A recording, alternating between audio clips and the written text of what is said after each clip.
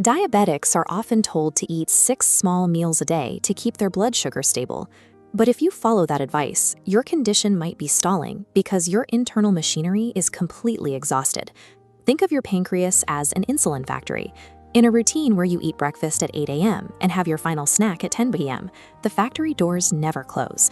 The production line runs non-stop, year after year, eventually leading to beta cell burnout. We are going to change that schedule.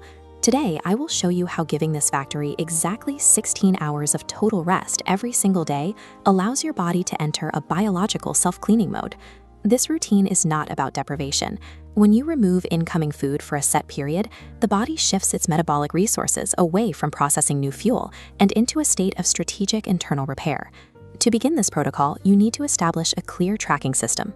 You will need a 24-hour clock or a fasting app to monitor your eating window, along with a supply of approved fluids.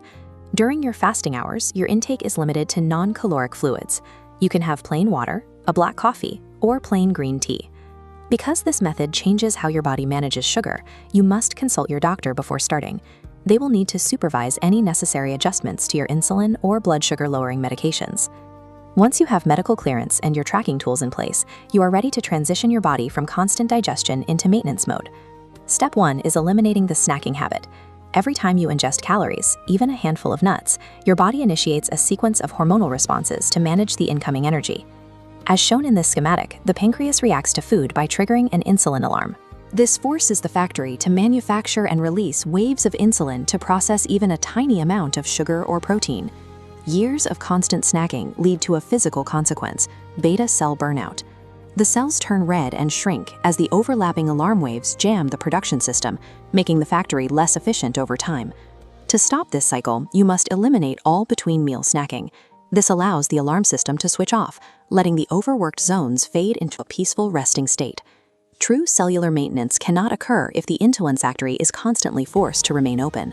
Closing the factory doors is the biological requirement for healing to begin. The 16-8 framework is defined by 2 specific phases: an 8-hour eating window, shown here in green, and a 16-hour fasting window, shown in blue. You should choose an 8-hour zone that fits your lifestyle. A common example is starting your first meal at 10 a.m. and finishing your last meal by 6 p.m.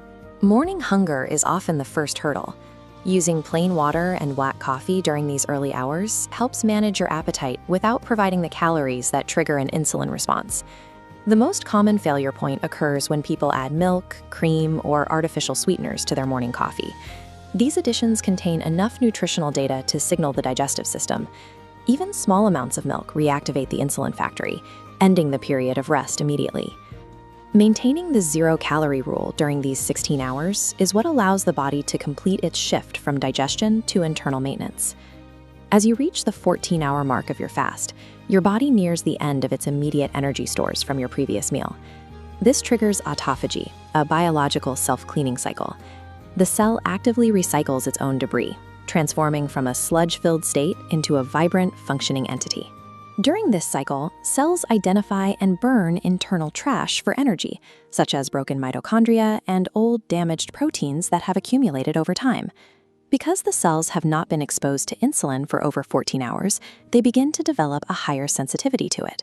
This absence makes them more receptive to the hormone when you finally eat your next meal.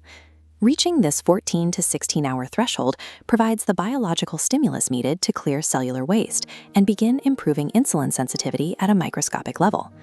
In the late stages of the fast, the focus shifts to the liver, which acts as the body's secondary energy reservoir. This 3D model shows the liver draining its primary storage of sugar energy, known as glycogen. This reservoir must be significantly depleted before the body shifts its fuel source. Once glycogen levels are low, the body draws more heavily from intracellular fat. These are the yellow droplets trapped inside the liver tissue, a key factor in the progression of type 2 diabetes. While the body uses multiple fuel sources, the 16-hour fast creates the specific metabolic conditions where burning this internal liver fat becomes a priority. This daily cycle helps reduce the fat accumulation that causes liver insulin resistance, providing a direct path towards restoring overall metabolic function. The final result is an internal transformation. We are looking at a cellular network systematically cleared of debris and reset for better function. Through this protocol, you have provided rest for the pancreas, improved the receptivity of your insulin sensors, and reduced the toxic fat stored in your liver. By maintaining this 16-to-8 schedule, you are no longer just managing symptoms. You are using the science of fasting to facilitate strategic internal repair. To start your progress today, comment below with the 8-hour eating window you've chosen. Let's see which schedule works best for the class. Class is dismissed. Subscribe to Body Science School so you don't miss our next lesson, where we analyze the evidence behind bitter gourd and its effects on blood sugar. Thanks for watching Body Science School.